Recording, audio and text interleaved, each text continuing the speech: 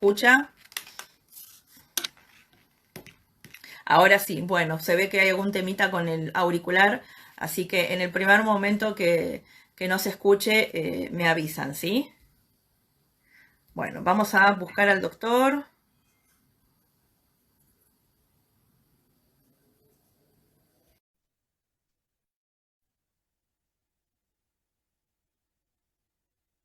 Estamos esperando.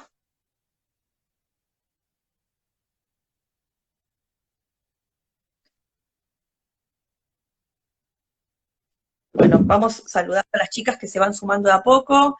Hola, buenas noches. ¿Cómo estás? Bien, acá viendo que se van enganchando las chicas y bueno, había arrancado con auriculares que para mí era muy cómodo, pero me decían que no se escuchaba, así que si tengo que levantar un poquito más la voz, que avisen. Te estaba viendo y no te escuchaba tampoco. Ah, bueno. ¿Cómo estás? Vos, como, qué bueno esto, ¿no? Del vivo. Interesante. Y es un medio, como hablábamos hoy, viste, de acercar un poco de información de una manera más coloquial, si se quiere. Eh, bueno, y tener acceso al interior del país, que a veces es complicado que puedan ser, cuando hacemos presenciales los encuentros, que puedan ser parte de las chicas del interior. Entonces, esta red nos da esa posibilidad. Parece súper interesante. Y la realidad, bueno, hoy hablamos por teléfono organizando un poco esto. Hacerlo un poco federal, ¿no? Un poco no, del todo, federal. Bastante. Comparto 100% ese planteo. Creo que, bueno, hoy la temática del vivo, yo estuve viendo las preguntas que me mandaste y la idea es hablar un poco de cirugía ginecológica. Y justamente lo que pasa en Argentina mucho es que está bastante centralizada la cirugía ginecológica, sobre todo lo que es la vía mínima invasiva, en la capital federal y te diría en algunos centros, ni siquiera en todos. Entonces, estaría bueno que como proyecto, federalizar la cirugía sería un gran proyecto. Y bueno, con nosotros contás si es algo que podemos seguir después viendo cómo colaborar, sabes que con eso no hay problema. Primero, bueno, gracias por coparte con la idea de hacer el vivo. La verdad que apenas te lo propuse, aceptaste. Vengo siguiendo tus vivos y por eso te digo, me gusta la forma coloquial en que explicas las cosas y creo que para las chicas o para las pacientes en realidad eso ayuda un montón a comprender cosas que a veces, como te digo, en la consulta decimos al médico sí, sí, y salimos y nos dimos cuenta que capaz que la mitad entendimos. Y no nos animamos a repreguntar. ¿Sabes lo que pasa? Yo tengo un pensamiento al respecto de eso. Hay algunos digamos, para resumirlo sin extenderse mucho, si nos queda tiempo para lo demás, Dale. pero también es paciente, ¿no? Nosotros también vamos al médico y creo que esto es como una frase que yo siempre digo, nadie va al médico para después de la consulta sentirse peor. O sea, se supone que uno va al médico para después de la consulta, independientemente del resultado que nos den o la noticia que nos den, sentirse un poco mejor o con alguna seguridad, o por lo menos el hecho de entender, como mínimo, cuando nos dan una mala noticia. Claro. Eh, yo, en lo personal, estoy muy atento y creo que siempre a mí, ahora me voy a presentar, y a mi amigo Nicolás Basanta, que es con quien trabajo, también operamos juntos, nos gusta la docencia y nos gusta o nos da mucho placer la sensación de que el que tenemos adelante entendió. Y uno nota en la cara de la persona con la que está hablando Sí, y no tiene que ver con la capacidad, ¿eh? Justamente la capacidad del médico, pienso yo, está en adaptarse a distintos grados de conocimiento científico del paciente. Ni minimizar ni dar por sobreentendido. Entonces, está bueno que se vayan de la consulta con cara de entendí todo. claro. Sí, sí, obvio. Eso quiere decir que estás haciendo bien, digamos, tu parte. Si vos ves que en esa cara hubo, viste, como que sí, te entendí, se va conforme, es decir, de mi lado, bueno, entonces estuvo bien. Presentate porque, bueno, si bien te anunciamos en las redes, pero por ahí muchos todavía no te conocen. Dale, bueno, mi nombre es Nicolás Ferrari, yo soy médico de la Universidad de Buenos Aires y después hice mi especialización en ginecología y obstetricia en el Hospital Italiano de Buenos Aires, lo que se llama la residencia médica. Habiendo terminado la residencia, hice el curso superior de ecografía en la sociedad SAUM y después, bueno, en el devenir de mi práctica médica, me interesé ya desde antes durante mi especialización como ginecólogo, en lo que es la cirugía ginecológica, Particularmente, mi mayor campo de interés y donde más trabajo es lo que es la cirugía mínimamente invasiva. Resumiendo, ¿qué es esto? Es la laparoscopía y la histeroscopía, lo que no quita que no hagamos otro tipo de cirugía, junto con el doctor que les mencioné antes, con el doctor Nicolás Basanta, que somos equipo, amigos desde toda la carrera, y bueno, trabajamos juntos además. Así que esa sería como Perfecto. El currículum así rapidito, digamos, de presentación. Bueno, vos ya más o menos tenías una guía que yo te mandé de cuáles eran las cuestiones que mandaban como dudas, así que el tiempo, digamos, es tuyo, como vos lo hayas armado, a ver. Dale, yo me largo y vos me vas interrumpiendo si algo no se entiende o algo. Dale.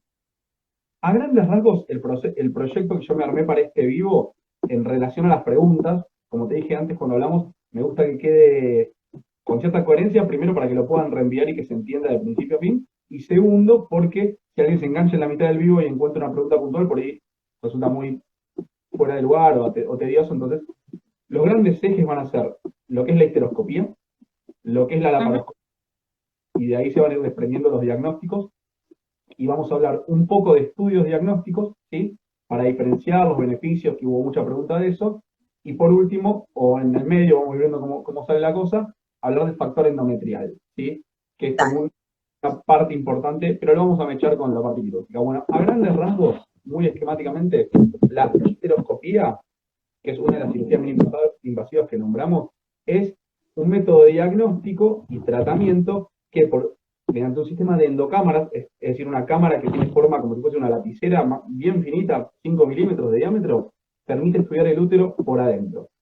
A diferencia de la ecografía, que nos muestra una imagen recreada o regenerada del útero, la histeroscopía es una visión directa. Me meto dentro del canal endocervical y veo la cavidad por dentro. De hecho, yo me había separado, a ver si la cámara me sigue, una imagen. Si la A ver, cámara uno me acompaña, va a ser esto, pero bueno, decime si se ve. Bueno, ahí se puede ver un útero, yo lo veo ¿sí? perfecto. Esto va a ser el eje de toda nuestra charla. Vamos a tratar de definir algunas partecitas importantes, ¿sí? Esto lo saben muchas de las mujeres que nos están mirando, pero no vale, no está más aclarado. Dale. Cuello del útero, canal endocervical, cavidad uterina. Esta es la pared muscular del útero, esto que se ve así más rojito, y por fuera es lo que se llama la serosa. A grandes rasgos, si el útero fuese una habitación, el empapelado, si se quiere, que tapiza la cavidad o de la habitación, es el endometrio, que es un tejido que se descama mes a mes como una menstruación o permite la implantación del embrión en el caso de un embarazo. La pared de esa habitación sería el miometrio, que es la capa muscular, la capa media, y lo que recubre sería la pintura externa de la habitación, sería la serosa. Eso da a la cavidad pelviana o abdominopelviana. Bueno, después se ven las trompas en continuidad con la cavidad uterina y los ovarios, ¿sí? ¿Por qué digo todo esto? Y es importante, porque la histeroscopía nos va a permitir mirar adentro de esa cavidad. Se mete literalmente dentro de esa cavidad. ¿Se entendió hasta ahí? ¿Me expliqué bien? Sí, yo creo que sí. A ver, si no dicen lo contrario, sí, se entendió y se vio, por lo menos se vio bien. Cuestiones seguimos. Entonces, a grandes rasgos, por histeroscopía, podemos hacer diagnóstico y tratamiento. Diagnóstico, miomas, pólipos, tabiques, sangrado uterino anormal, estudio de este endometrio en pacientes que van por fertilidad, por ejemplo, por pérdidas de embarazos recurrentes, ¿sí? Esto permite diagnosticar un sinfín de situaciones y, para ser un poco esquemático, se puede hacer en quirófano cuando estas patologías son más grandes y requieren anestesia general, dilatar el cuello del útero y sacar, por ejemplo, pólipos grandes, o se puede hacer en consultorio con una técnica mínimamente invasiva, con mínimas molestias para el paciente, y obviamente los tratamientos que se pueden hacer en consultorio son para pequeñas cosas, por ejemplo, un DIU retenido, una pequeña biopsia endometrial, un daño endometrial controlado o scratching, que algunas de las chicas de fertilidad lo deben conocer muy bien porque está muy en boga, o biopsias endometriales, por ejemplo, para los estudios moleculares del endometrio, ¿sí? Por ejemplo, los test de receptividad endometrial, los test de la microflora endometrial, bueno, tiene un sinfín de aplicaciones. Esquemáticamente, como empezamos por el útero desde adentro, vamos a decir que los pólipos son proliferaciones de ese tejido epitelial que es el endometrio, ¿sí? Pueden tener forma como de hongo o forma como una pancita que se llaman sésiles o pediculados, y básicamente son esos los pólipos. En cambio, los miomas que pueden llegar hacia esa cavidad uterina, tengo otra imagen, esta es la de los pólipos, miren. ¿Ven ahí que pende como Ok, si fuese un tallito y un honguito? Bueno, esa es la forma típica de un pólipo. Y el mioma, creciendo desde esa pared muscular media, puede también llegar a la cavidad, y si ustedes miran bien, en esta imagen hay algunos miomas que están directamente enteros en la cavidad, como este, a ver, y este que está empujando un poco la cavidad. Hasta ahí quedó claro. Entonces, por histeroscopía podemos evaluar todo lo que está dentro de la cavidad. Lo que está en la pared específicamente y afuera no lo vemos por histeroscopía. Eso es como clave porque el histeroscopio no perfora la pared uterina, solamente con una luz y con un sistema de endocámaras mira en la cavidad. Esto es muy importante tenerlo en cuenta. Bueno, importante otra cosa. Nosotros, y esto lo digo siempre, medio me escucho repetitivo, nosotros operamos pacientes, no operamos diagnósticos ni hallazgos ecográficos. Nosotros y todos los ginecólogos se manejan así o deberíamos manejarnos así. ¿Qué quiero decir con esto? Que uno pueda diagnosticar una mayor cantidad de patologías mediante estudios cada vez más avanzados, por ejemplo, ecografías 3D, por ejemplo, resonancias magnéticas, por ejemplo, ¿qué te puedo decir? Histerosalpingografía virtual, no quiere decir que necesariamente siempre se tengan que tratar. ah, No quiere decir que siempre se tengan que tratar, porque hubo, y digo esto como intro, porque hubo muchas preguntas. ¿Tabique se trata? Sí, no. Bueno, vamos a dar dos ejemplos muy extremos. Si yo a una mujer de 60 años le hago una ecografía de control porque se la pidió el ginecólogo y le encuentro un tabique en la ecografía, ¿alguien piensa que esa paciente asintomática yo le voy a tratar un tabique uterino? Por supuesto que no. Por supuesto que no. Mismo, una mujer, y vamos a un ejemplo por ahí no tan extremo, de 30 años que no busca embarazo y no tiene en sus planes cercanos buscar embarazo, no le voy a tratar un tabique uterino. Y así puedo dar ejemplos de todas las situaciones. Un mioma submucoso asintomático. Distinto es una paciente que tiene síntomas, que tiene sangrados por un mioma, que tiene un endometrio engrosado en la posmenopausia o un sangrado uterino normal en su edad fértil. Esos son pacientes sintomáticas. Entonces, a veces tranquiliza mucho a todos en general las respuestas blanco o negro, ¿no? ¿Sí o no? ¿Se claro. operan? ¿Sí o no? Bueno, debo decirles que justamente para tener un buen tratamiento, lo mejor es que no proveamos de ese tipo de respuestas. Porque si no, cualquier paciente que llega con un pólipo, la voy a tratar. ¿Se entiende? O sea, la idea es hacer un buen diagnóstico y ver qué factores de riesgo tiene la paciente. Por ejemplo, si es por fertilidad, qué impacto real tiene ese hallazgo en el objetivo. Porque digo, por esto es medio tedioso, pero va a quedar grabado y espero que quede bien claro. El objetivo de la paciente que viene por fertilidad no es que le saquen un pólipo o que le saquen un mioma o tener el útero limpito de patología estructural. El objetivo, ¿cuál es? El embarazo, tener un hijo. Claro.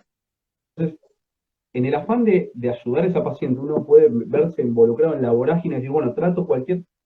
Y después hay que ver lo que dice la evidencia. Y la evidencia no es tan categórica y tan tajante en nada. No es que dice, miomas hay que operarlos todos porque si no lo operás no te embarazás y si lo operás te embarazás 100%. No es así. Lamentablemente, ojalá pudiera ser así tan claro. Hay como situaciones que ahora las voy a resumir. Por ejemplo, los tabiques en pacientes con tratamiento de fertilidad se tratan, se resecan, ¿sí? Perdón, se seccionan, no se saca el espesor del tabique, se seccionan por histeroscopía. Los pólipos, por lo general, se acepta que también. Los miomas submucosos también se acepta que también. Los intramurales, los que están en la pared muscular, más o menos. Ahí te la debo. Ahí no es unánime el consenso. No es que dice sí o sí siempre se trata. Los que están por afuera, los que están en la serosa, miomas, se pueden tratar o no, pero no tiene impacto en la Lo que pasa es fertilidad. que los que están en la pared también a veces van dependiendo de cuánto van creciendo y si crecen mucho para adentro, cuánto, ¿no? Por eso no dije que no se tratan. Solo digo que la evidencia de un Se mioma controlan, digamos. se puede controlar o se pueden tratar, pero no hay, o sea, si vos sacás un mioma submucoso, la mayoría de los estudios, y no digo todos, dicen le va mejor en fertilidad. Esto es tasa de embarazo y reducir el riesgo de aborto espontáneo. ¿Sí?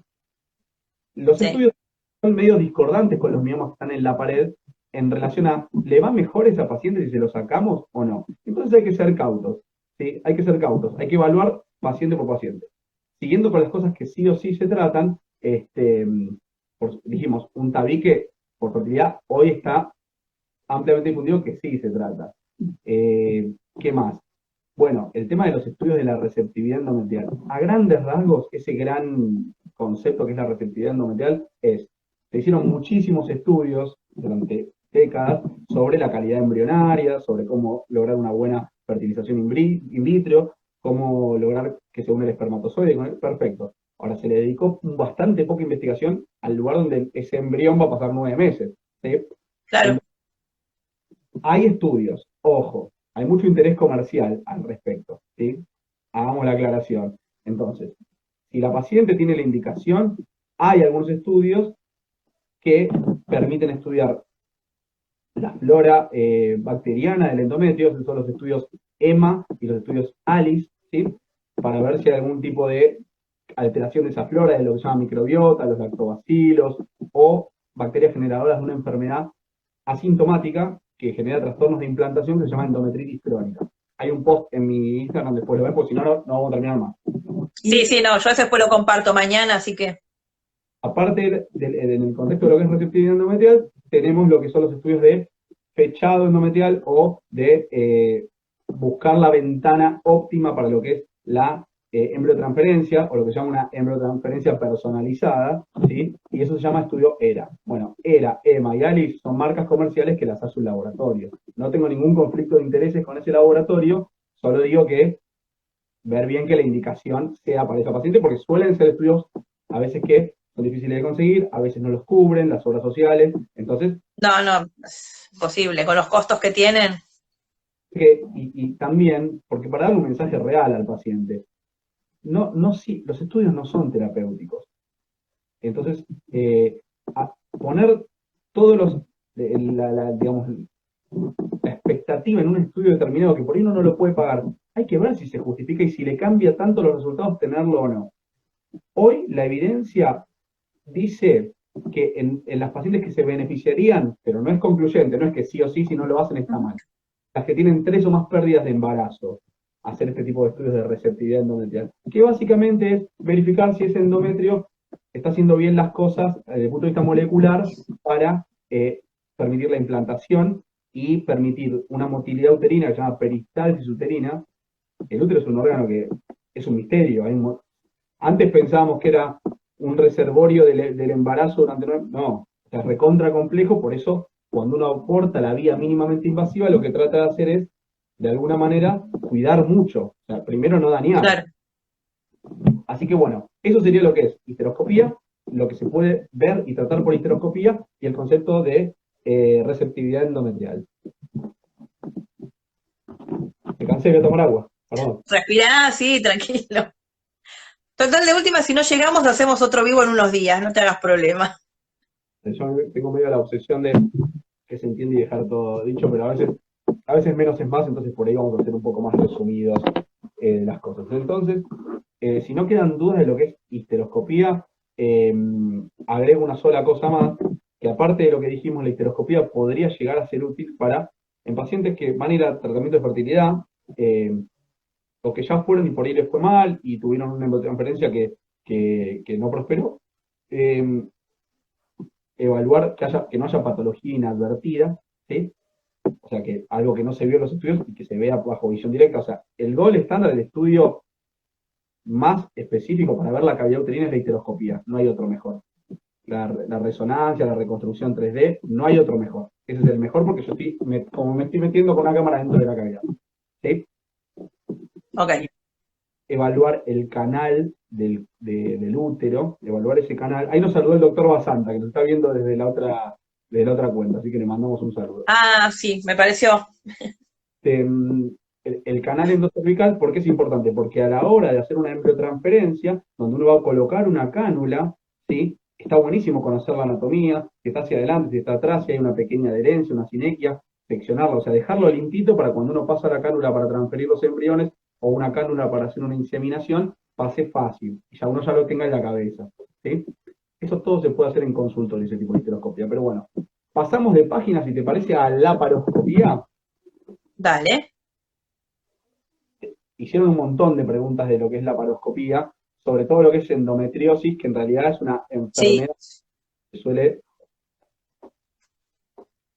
Yo lo que voy a suele dar decir, dolores de cabeza. yo lo que voy a decir es que de endometriosis tenemos también, y no que estoy promocionando los vivos, pero digo, hicimos un vivo de una No, hora. no, sí, pero. Imagínate si yo acá en 5 minutos voy a poder resumir una hora de un vivo, no. No, no, ese también, por eso te dije que fui encontrando ese tema, entonces directamente dije, bueno, después comparto ese vivo y ahí más o menos va a responder muchas de las dudas sobre endometriosis puntualmente. Bueno, a grandes rasgos, si dijimos que la histeroscopía era mirar adentro del útero con una endocámara, la laparoscopía es mirar adentro del abdomen con una endocámara. Se imaginarán que es un poco más gruesita, tendrá el tamaño de 1 centímetro de diámetro, ¿sí? La otra dijimos que era más chica que una lapicera, bueno, esta es un poquito más grande. Se suele entrar por el ombligo, se distiende el abdomen con un gas, ¿sí? Para hacer una cavidad donde podamos. Eso sí, ya es en quirófano y ya es con anestesia, digamos, con todo, ¿no? Anestesia general, y prequirúrgico, como igual que la histeroscopía, pero anestesia general. Ojo, yo aclaré, histeroscopía ambulatoria se hace en consultorio, pero hay muchas histeroscopías que se hacen en quirófano con los mismos requisitos. En quirófano, anestesia general, esto sí, bueno, y decíamos, ponemos la cámara, distendemos el abdomen y después se colocan por pequeñas incisiones muy chiquititas pinzas que nos permiten trabajar sin meter la mano adentro del abdomen. Eso es la laparoscopía. ¿Por qué es una vía mínimamente invasiva? Básicamente porque no hacemos una incisión grande, ni vertical, ni horizontal en el abdomen, lo que nos permite, o lo que le permite en realidad a la paciente, menor dolor posoperatorio, más rápida recuperación y reincorporación a sus tareas habituales y menor riesgo de apertura de herida, menor riesgo de infecciones posoperatorias en relación al tipo de técnica, ¿sí? Ahora, voy a hacer una aclaración ahora antes de olvidarme. Nosotros siempre nos decimos de esta, esta frase que es, no somos los talibanes de la laparoscopía. ¿Y qué quiere decir, qué queremos decir con esto?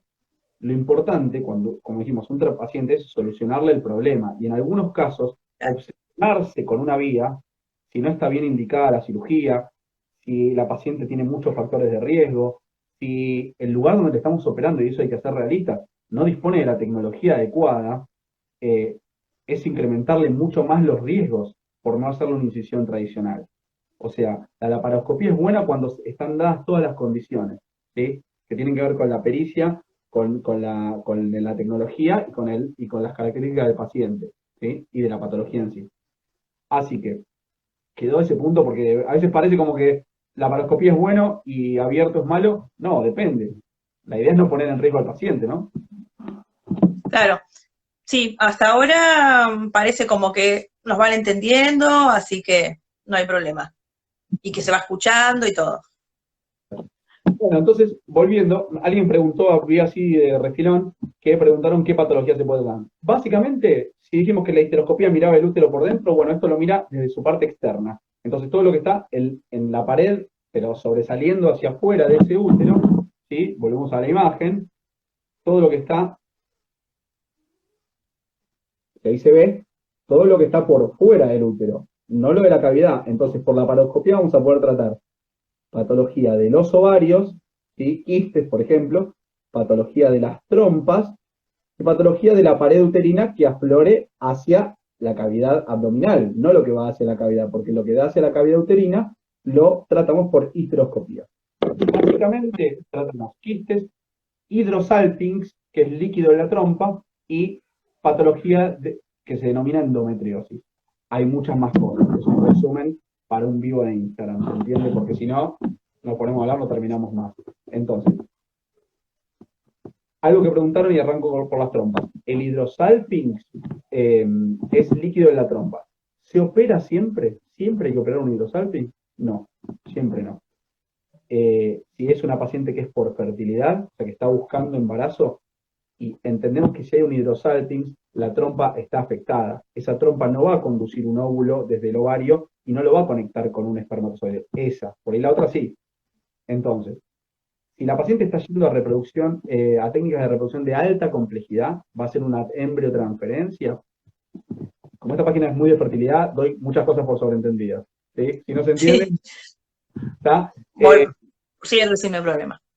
Eh, en ese caso, la indicación actual es desvincular la trompa de lo que es el útero. ¿Qué quiere decir desvincular? Como si fuese una ligadura, sellarle el pasaje, porque ese líquido que está dentro de la trompa se estima que es embriotóxico y afectaría la normal implantación y el desarrollo de ese embrión. Ahora, vos decís, hablando de técnicas, en el caso de que fuera una mujer que busca por los medios naturales, ¿también sería así? Bueno, ahí está un poco más discutido. Si está buscando por vías naturales, la realidad es que no hay consenso unánime que un hidrosalpinx asintomático tenga indicación de tratamiento. No lo hay. No es que una guía dice sí o sí hay que tratarlo. Como por ejemplo, un absceso de la pelvis, de pus. Obvio, eso hay que tratarlo porque es una urgencia ginecológica. Un hidrosalpinx es discutible. Si es grande, si es sintomático, bueno, y si la paciente está buscando pero por ahí no queda, bueno, por ahí estaría indicado tratarlo. Pero ojo, Ok, sacar el hidrosalpinx, si ustedes recuerdan, volvemos a la imagen, bastante gráfica. Si yo saco el hidrosalpinx, perfecta, sí. imagínense esta trompa, a ver, esta dilatada. Sí, Saco entera, si ustedes ven, dejo ese ovario medio colgadito, ¿no? Esto que yo lo estoy simplificando mucho, hace que de alguna manera ese ovario pierda parte de su vascularización. Son teorías, y lo que quiero decir con esto es que después de esa paciente llegue a un tratamiento de estimulación ovárica para captar los óvulos, para hacer un tratamiento de fertilidad, podría tener menos respuesta. Por eso ok, no sugiere sacar la trompa en esos casos. ok, perfecto. Bien. Adelante. Otro punto son los quistes. Los quistes son formaciones tumorales benignas con una pared y un contenido líquido muchas veces, que hay de muchísimos tipos, básicamente quistes foliculares, quistes simples, teratomas o quistes dermoides, que son esos quistes que tienen contenido sebáceo, bueno, y los endometriomas, que son quistes de endometriosis en el ovario. Ok, Insisto, la indicación se ajusta al paciente. Esto no es Google, viste que vos ponés síntoma quiste, y sino sale.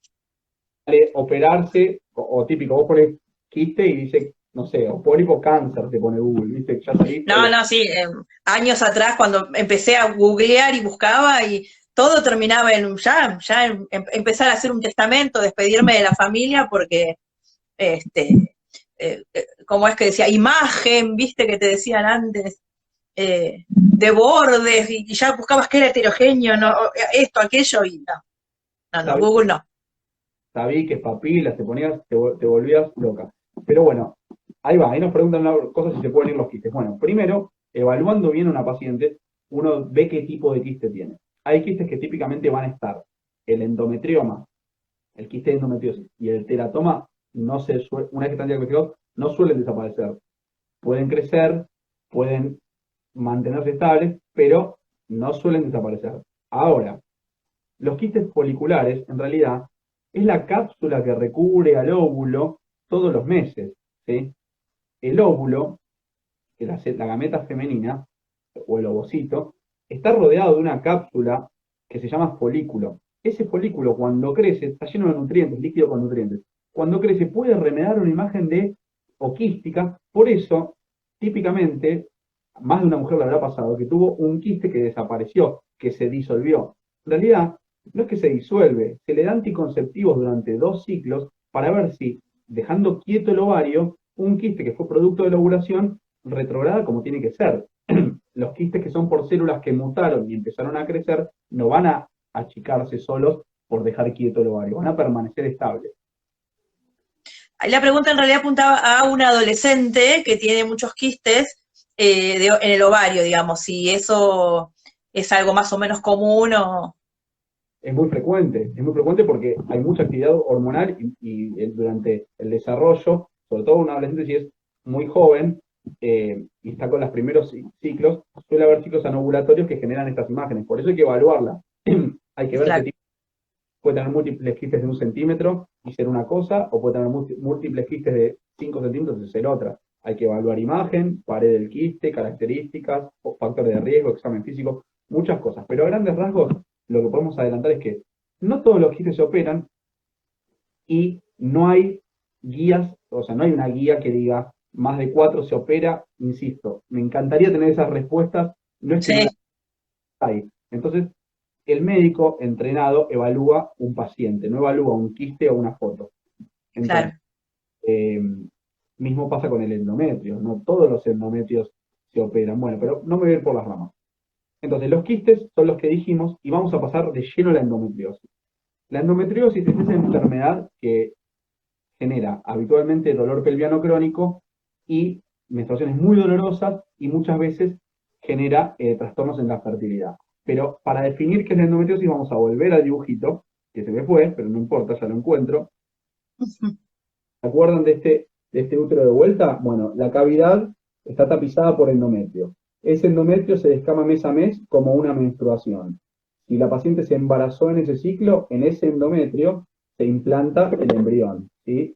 En este tejido que está por acá por adentro. Cuando este Sí, tejido afuera de la cavidad, que es donde tiene que estar, eso se llama endometriosis. Teorías, miles. Certezas, muy pocas de por qué se origina. La más fuerte es menstruación retrógrada, que durante el proceso menstrual islotes de endometrio refluyen por las trompas y se implantan en el ovario o en la cavidad pelviana. Definiciones. Si el endometrio se implanta en el ovario, endometrioma. Si el endometrio se implanta en la pared uterina, no es tan así, pero lo simplifico, adenomiosis. Si el ujú, endometrio se implanta en el peritoneo, que es la capa que tapiza la cavidad pelviana por dentro, focos endometriósicos superficiales. Y si esos focos llegan más en profundidad, se denomina endometriosis profunda, ¿sí? Que puede afectar inclusive órganos adyacentes al útero como el recto o como la vejiga, ¿sí? Ese es un ujú. gran pantallazo de glosario, diría yo, de lo que es la endometriosis, ¿sí? Definición de la enfermedad o, ¿cómo se llama? Y después que es endometrioma, que es adenomiosis, que es endometriosis profunda. Hay preguntas si la endometriosis es genética.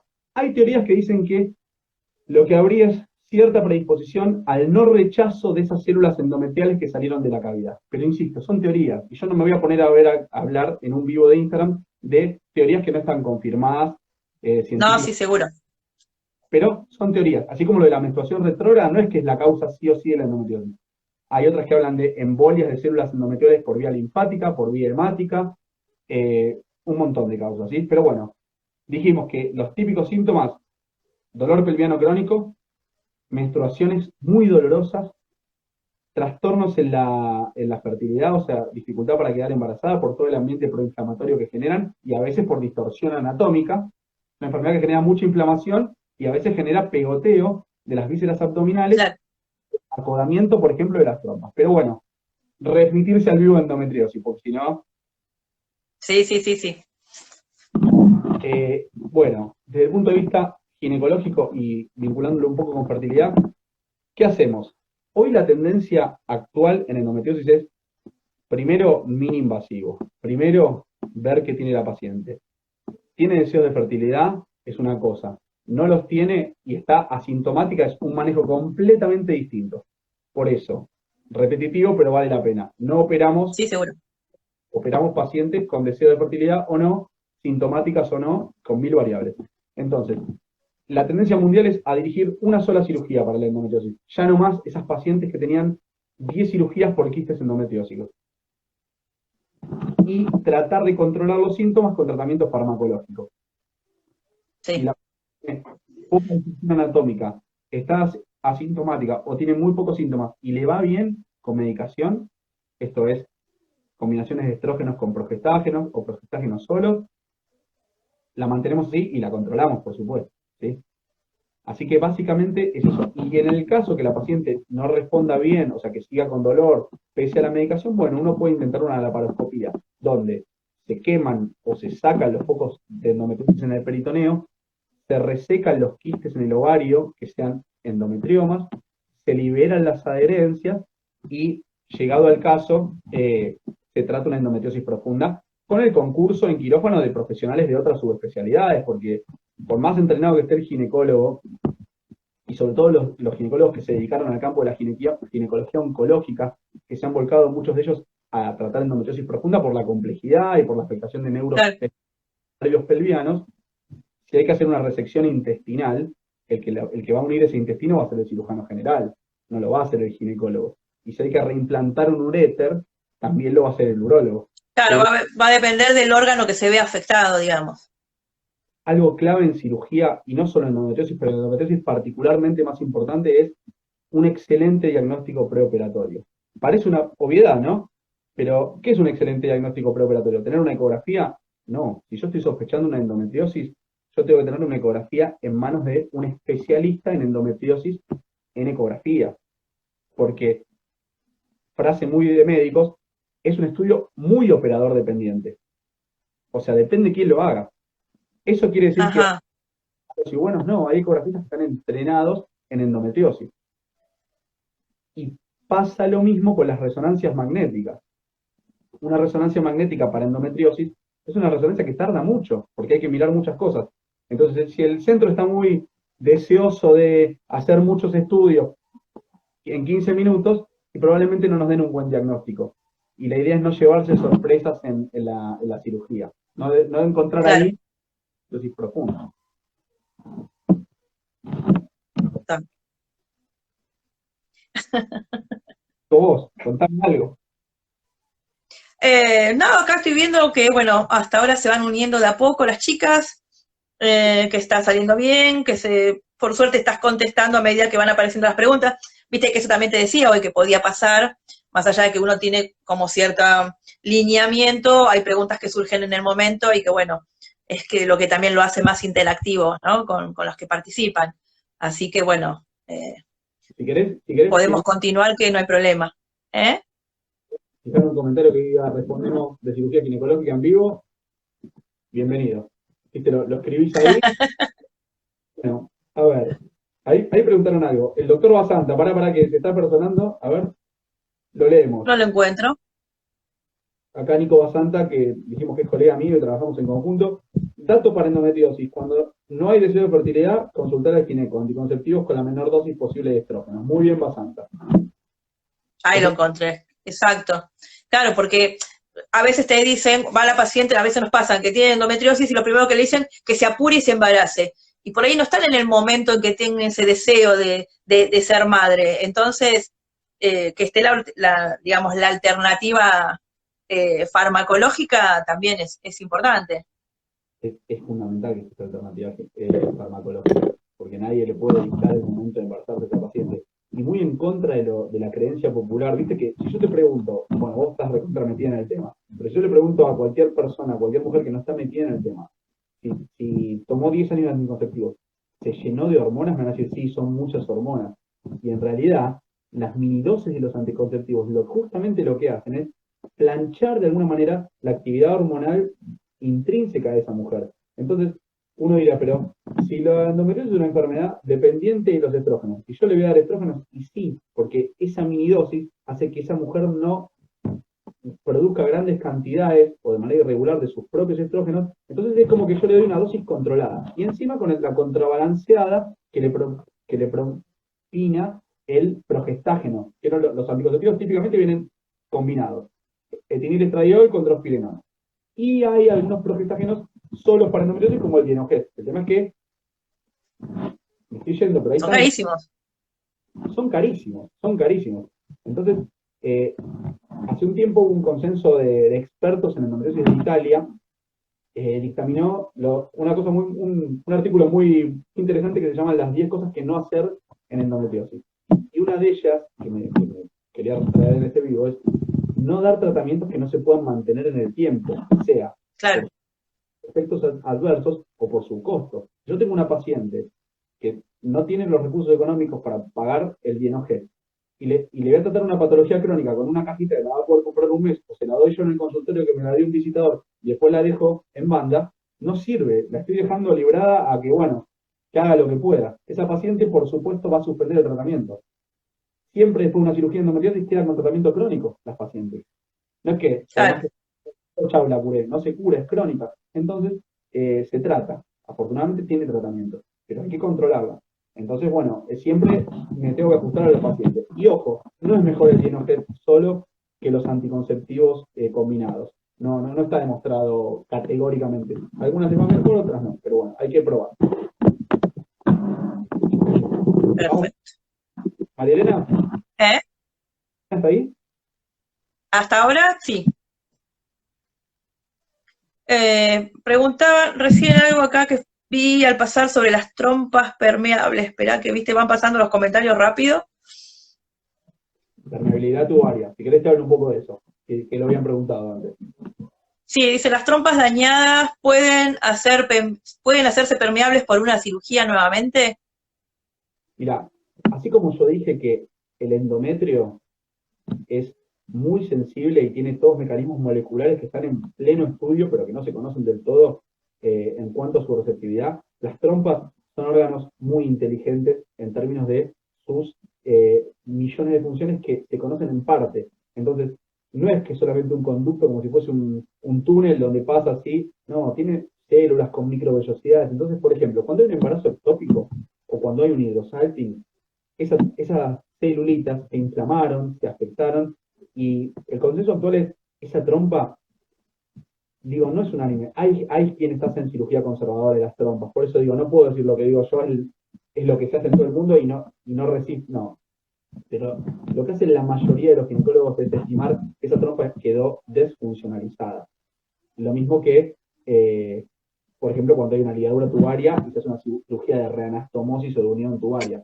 Y esos cabos quedaron muy dañados, no tienen la misma chance espontánea de embarazo que una mujer que no haya tenido daño. Entonces, Sí, esa es una pregunta que nos hacen muchos y cuando volvés, viste, eh, a unir, digamos, y después hay que hacer tratamiento de fertilidad sí o sí, o van a funcionar normalmente. A mí me parece que es algo que fue, como no, está muy sensibilizado.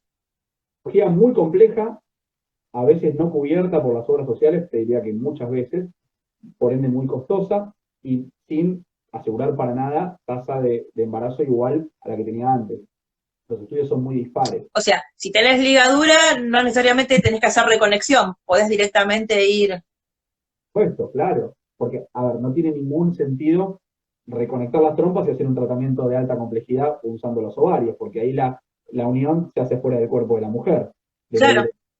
Así que, o se hace una cosa buscando embarazo espontáneo, o directamente o la vas a tenés un in vitro, digamos. de invito. Clarísimo. Lo explicaste mejor Ok. vos, tal igual. Mira, volviendo al tema de lo que vos me preguntabas de las trompas, hay formas que tenemos los ginecólogos de evaluar la permeabilidad tubaria. Es decir, básicamente que no estén obstruidas. ¿Sí? Entonces, ¿cuáles son? Una es hacer una laparoscopía y en simultáneo por el cuello del útero pasar un líquido azul, es una prueba azul de metileno. ¿Ahí me escuchan mejor? Sí, Eh, ahí vi que decían que se te escuchaba bajito. ¿Me escucha bien? Ahora te escucho un poco más alto. Hay una prueba que se llama prueba azul de metileno, que Ahí se es escucha. pasar el líquido azul a través del cuello del útero con una cánula y ver que salga por las trompas. Esa es una. Otra es la histerosalpingografía. Sí, ya sabía que iba a venir esa palabra. El histerosalpingo es el estudio que aman todas las pacientes. Sí, sí. Entran al consultorio pidiendo así, yo quiero una, yo quiero una. No, la verdad que es un estudio que es bastante molesto, bastante doloroso, Sí. eh, y habiendo otros estudios, por ahí no. A veces puede ser la primera elección, obviamente es menos invasivo que una laparoscopía, por supuesto, eso está clarísimo. Pero bueno, no deja de ser molesto.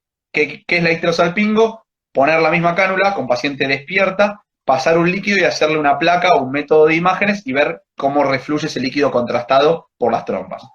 Otra forma, no tan difundida, es a través de histeroscopía el pasaje de burbujas.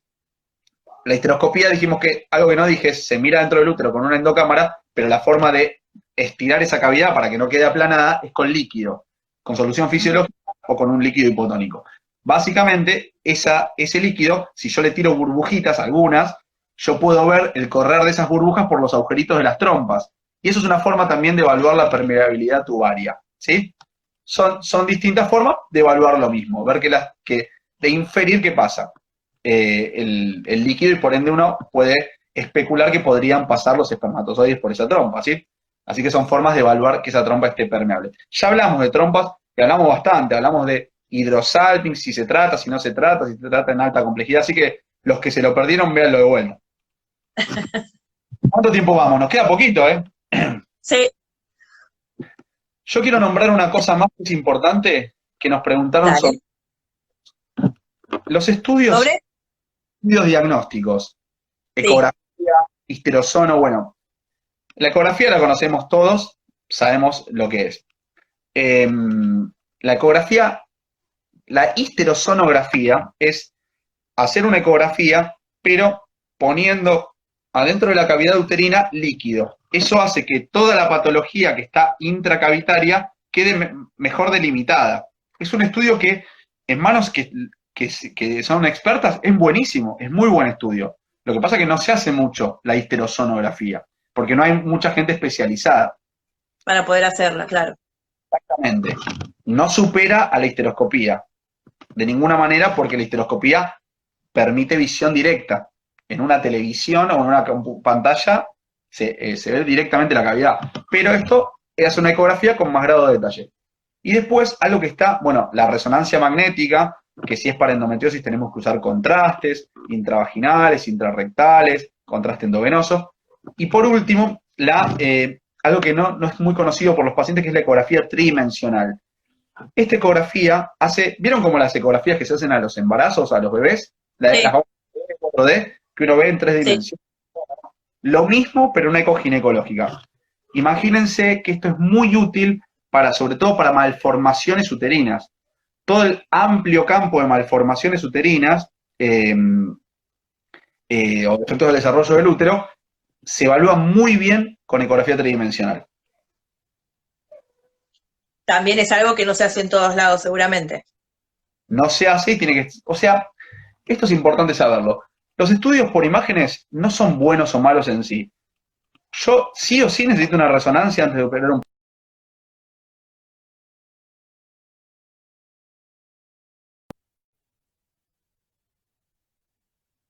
A mí me alcanza para evaluar a esa paciente. Entonces lo importante es que el imagenólogo o el ginecólogo o el especialista que haga ese estudio esté muy especializado en el estudio diagnóstico. Y si él le alcanzó para ver, uno se puede quedar tranquilo, ¿sí?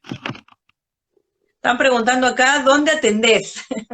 ¿Dónde atiendo? Bueno, acá está mi Instagram. Me pueden, yo atiendo, tenemos consultorio en Capital Federal, en la zona de Belgrano y en la zona de Recoleta, y yo atiendo en zona sur, atiendo en Adrogué. No ahora por la pandemia, estamos en atención reducida, mucha teleconsulta, pero son los lugares donde atendemos habitualmente, así que atendemos pacientes... ¿Pero en Adrogué consultorio o en alguna clínica? En consultorio, porque atiendo pacientes que no tienen obra social y atiendo pacientes que sí tienen obra social. Entonces, en la clínica Espora de Adrogué atiendo pacientes con obra social. Y en mi consultorio de Adrogué atiendo pacientes sin obra social. ¿Sí? Ah, ok. Bueno, igual después ahí está en tu biografía cómo contactarte el que quiera hacerte alguna pregunta de manera puntual, dónde verte y ese tipo de cosas.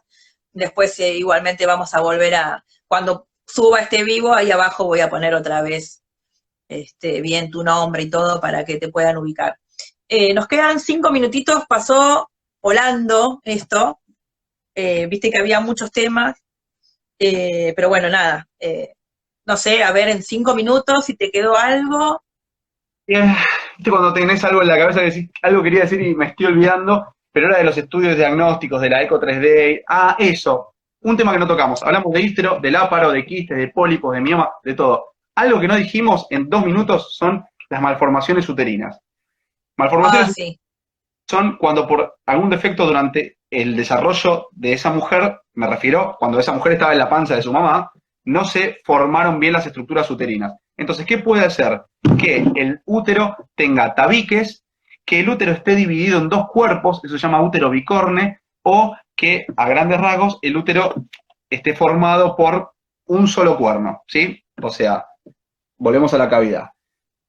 Básico, porque pregunta, si el útero está arqueado, es decir, en ese fondo uterino, está como envaginado un poquito, eso no se trata, tiene los mismos resultados reproductivos que el útero sin ese aspecto arqueado. Si tiene un tabique, el tabique tiene indicación de sección por histeroscopía. Si son cuernos uterinos, o sea, está separado en dos, no hay unanimidad de criterios. Hay una cirugía llamada metroplastia, que es abrir los dos cuernos y unirlos. Resultados reproductivos contradictorios, no está indicado unánimemente tratarlo. Está muchas veces indicado que busque embarazo normalmente, con los riesgos que puede llegar a tener un poco aumentados, pero bueno. Y lo que sí está indicado tratar y sacar quirúrgicamente es cuando hay un útero con un cuerno rudimentario que está solo, o sea que tiene un útero unicornio que tiene una sola cavidad, hemicavidad, y tiene un cuerno anexo chiquitito, porque ahí pueden asentarse embarazos fuera de lugar, eso es peligroso. Pero bueno, recontra mega resumen de malformaciones uterinas. Y la última, los úteros dismórficos. Los úteros que por afuera se ven divinos, o sea, por la paroscopía, sí, pero en su cavidad no tienen la típica cavidad en forma piramidal que conocemos, sino que tienen forma de T o de I o de Y. Esos también se tratan por histeroscopía. Todo eso se evalúa muy bien con eco 3D. Pero, o sea, sin pasar ir a cirugía directa, digamos. Bueno, no es necesario. Las pacientes con útero, con la malformación uterina se llama útero dismórfico, útero en T, útero en I, eso es muy específico, muy técnico, pero ya que hice un resumen de todo en un minuto, eso también se trata, eso sí se tratan con histeroscopía, porque hay que ampliar esa cavidad. Es una cavidad que uno la ve por histeroscopía, es como un túnel. Bueno, nada. Perfecto. Perdón, quise abarcar mucho, por ahí hablé muchas cosas. Si querés otro día hacemos otro video. No, pero súper interesante, así que no, nada, agradecerte obviamente. Como te dije, la cosa nuestra es bajar todo a un idioma coloquial, que podamos entender todos. Estuvo bárbaro, no me esperaba el diseño ahí en pantalla, así que eso ayudó muchísimo como para entender por dónde íbamos. Las redes las vamos después a dejar ahí abajo, tus redes, para que te puedan ubicar. Agradecerte, obviamente, por haberte acoplado rápido, bueno, a la idea del vivo. Y nada, esperemos que les haya servido a las chicas, que estén todas conformes. Gracias. Gracias a ustedes por la invitación, y me encanta que esto pueda llegar al interior del país, donde sabemos que se necesita mucha cirugía y mucha cirugía mínimamente invasiva. Así que cualquier cosa nos pueden contactar a mí o al doctor Basanta, que tenemos los contactos ahí en la bio de Instagram. Dale, gracias. Bueno, y seguimos hablando por otras cosas. Chao, Marlene. Bueno, y gracias a todos por haberse también sumado. Va a quedar subido el vivo, lo vamos a repetir también en las otras redes para las chicas que no llegaron a tiempo. Así que, bueno, gracias a todos, y dentro de unos días nos vemos seguramente con algún otro tema. Un beso. Gracias.